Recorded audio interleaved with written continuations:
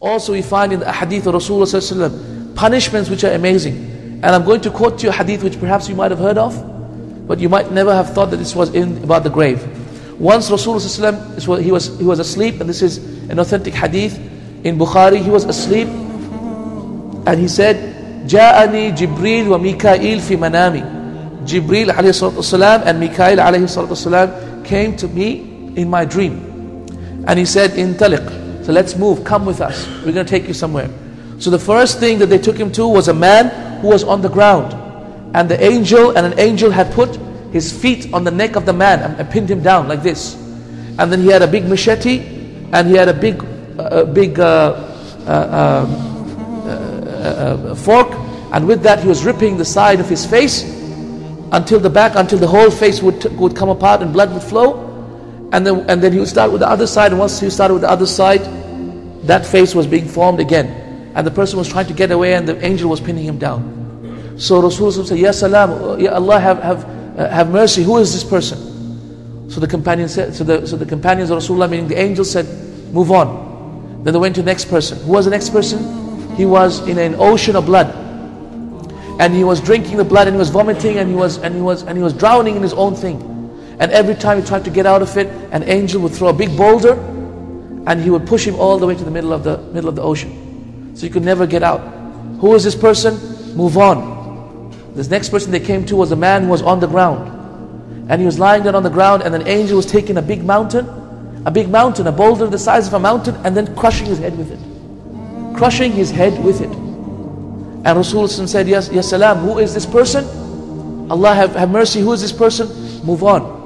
Then they came to another people who were in a big furnace, a big ditch in the ground, a big furnace, and they were naked in it, and fire was coming out from the bottom and burning them, and they were trying to get out, and they couldn't get out. And as soon as they tried to get out, angels from the top would hit them, and they would go down. Who are these people? Allah have mercy. And then now Jibreel alayhi salam and Mikail alayhi salam, they told Rasulullah who they were.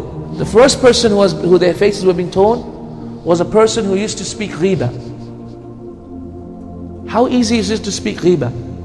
How easy is it to make ghiba? Let me tell you how easy it is to make ghiba. If you were to say about somebody, Ya haram, he doesn't have much money, that's ghiba. Do you understand that? Ya haram, don't we say that? Sometimes out of pity even. But we don't realize that we're actually making ghiba, because he might be the person doesn't want that to be known. Ya haram, he's going through so much difficulty with his family. Oh, so and so is so, I feel so bad for him. Something like that, something even you intended good, it may actually be ghiba.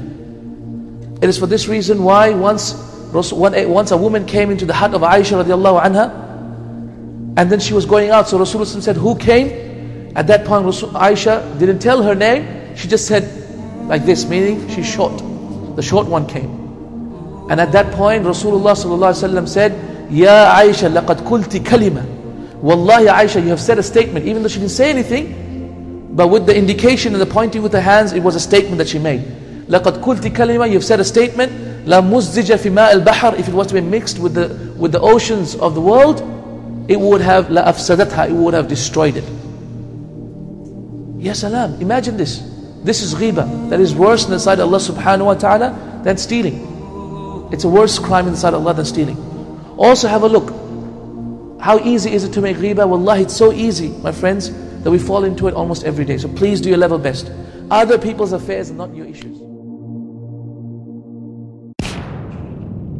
خفقات النور تجلت وشموس السعد أطلت وليالي الأنس تنادي أهلي صحبي خلاني خفقات ما أحلاها بشرى تسقي مسعاها بتخرجنا نلقاها غنت فيها ألحان